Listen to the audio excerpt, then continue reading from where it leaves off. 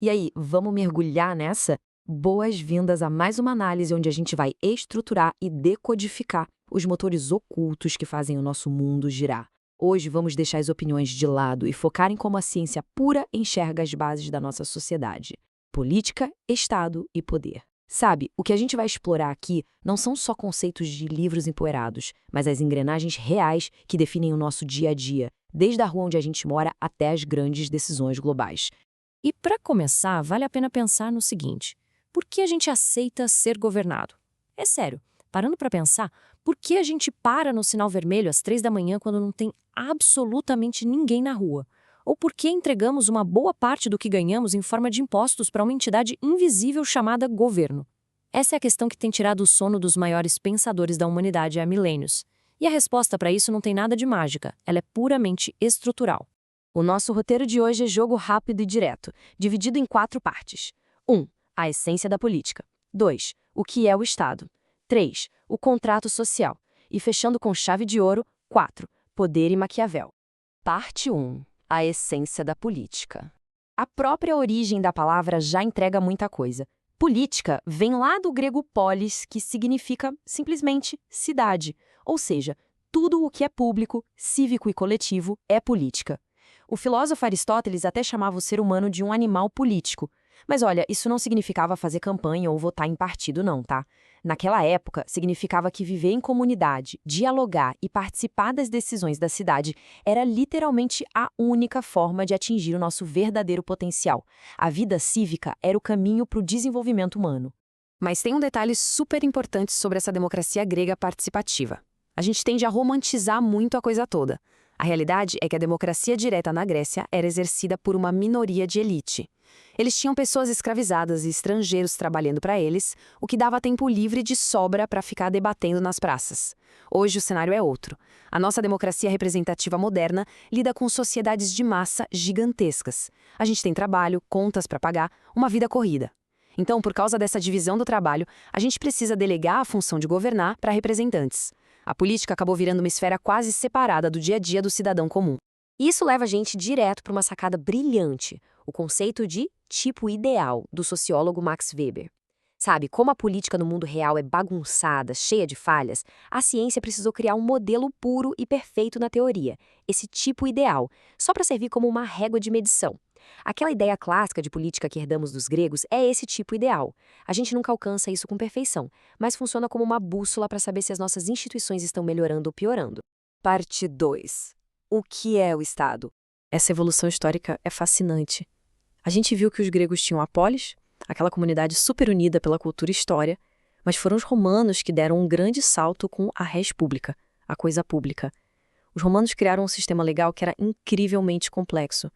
E foi bem aí que aconteceu a primeira separação real entre a sociedade e o Estado. O Estado deixou de ser só um grupo de pessoas dividindo costumes e passou a ser um aparato jurídico, cheio de leis. Viver em sociedade virou algo fundamentado em um consenso legal. Então, o que exatamente forma um Estado moderno na prática? A ciência política aponta 6 características essenciais. O mando precisa ser impessoal, ou seja, a gente obedece à lei e não ao humor do governante. O Estado defende um território, garante os direitos básicos do povo, opera através de uma burocracia racional e tem autonomia da religião. Mas o ponto mais forte aqui, que o Max Weber também destacou, é o monopólio exclusivo do uso da violência. O que isso quer dizer? Que só o Estado tem a legitimidade de usar a força física, através da polícia e do exército, para garantir a ordem dentro desse território.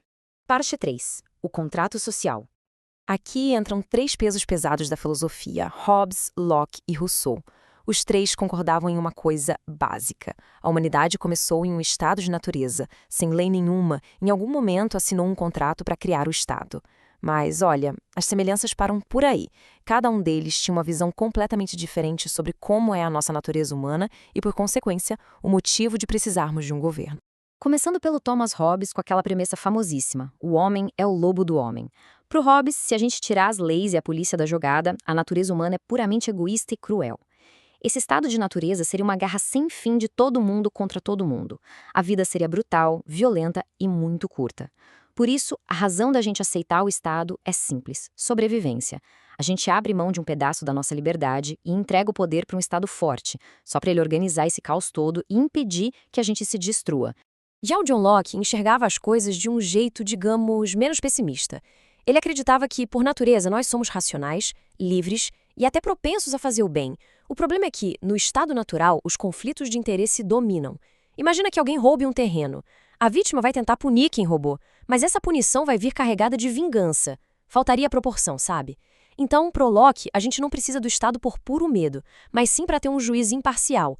O contrato social entra em cena para proteger direitos básicos, organizar as punições de forma lógica e, principalmente, proteger a propriedade privada.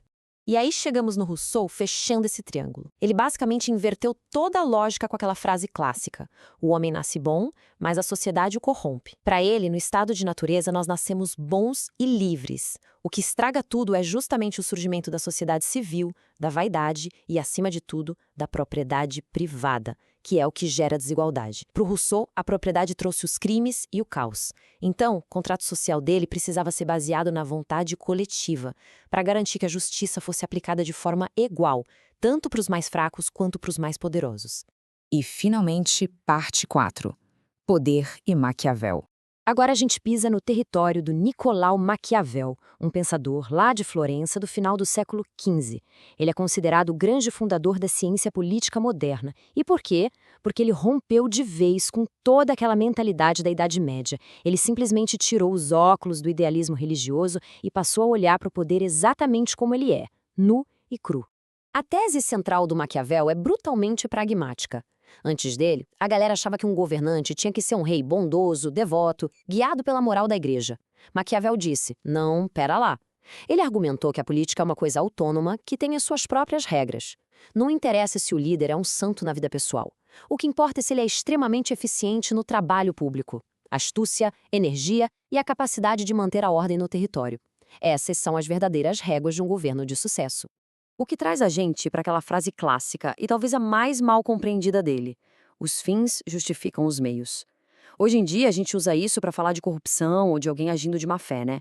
Mas no texto original o sentido é totalmente político e de Estado. Os fins, para o Maquiavel, significam manter o poder do Estado em pé, garantir a ordem e defender o povo de invasões ou do caos interno. Se a sobrevivência da sociedade estiver por um fio, um governante eficiente não pode ficar paralisado por questões morais. Os meios, sejam eles quais forem, se justificam se o objetivo final for salvar o Estado e manter a estabilidade.